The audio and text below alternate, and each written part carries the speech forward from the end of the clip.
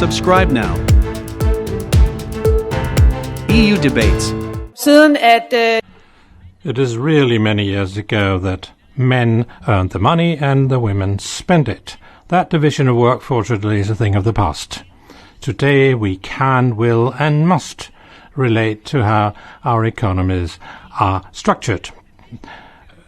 For the EU, conscious use of society's economic muscle is essential if we are to be able to afford what we want and what we must be able to afford to protect: the climate, the environment, health, and not least, freedom, democracy, and peace. And this is what is at stake when, in this report, we relate to the fact that Europe has become a continent with a low level of entrepreneurship, particularly when it comes to female entrepreneurs. In the EU, women are only 30% of startup entrepreneurs and only 34% of all self-employed. That has a negative impact on the EU's competitiveness, our ability to innovate, our sustainable growth, and our job creation. I was an entrepreneur myself. I was a business owner for 12 years. I know from experience that many women would like to be entrepreneurs. These are women that can create business models, jobs, company cultures that are more fit to the future than those we've seen so far. But there are major obstacles, there are major barriers that we need to remove now. First of all, many women believe they're less competent than they actually are. Often women are actually quite well prepared to be self-employed, they just don't know. Their entrepreneurship self-confidence is too low. They find it difficult to understand what to know and where to get what they might need. And that is why this report has a number of recommendations to promote competence development through entrepreneurship programs, education and networks. Both the Commission and a number of member countries have launched entrepreneurship programs, and they have a positive impact. But we still know too little. We need more data to understand precisely what works. And it has become very important to know more about the motivational drive of entrepreneurship women and to recognize role models.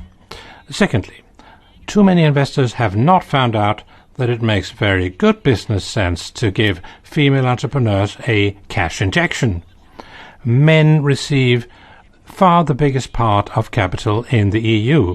Startups that only have men as founders in 2018 received 93% of all the money invested, for instance, in the tech industry. In contrast, female enterprises actually have higher revenue despite a lower level of investment. That stresses the huge potential in investing in female business models, and that potential this report will help to look at.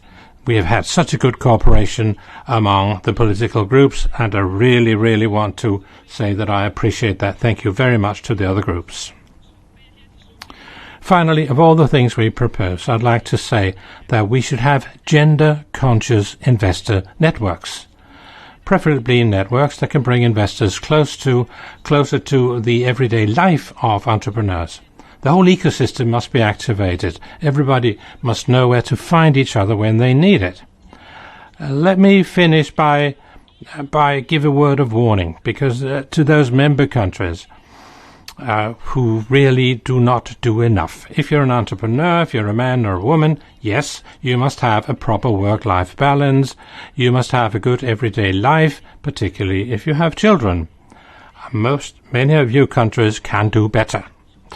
In 2020, unfortunately, there were more people who closed down an enterprise than opened one.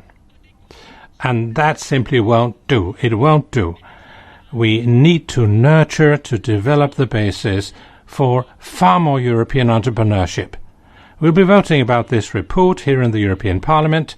I hope we will get at least 83% voting in favour, because that was the wonderful result we got in the Women's Committee when we voted on the report. Thank you for your attention. Thank you very much, Ms. Weiss.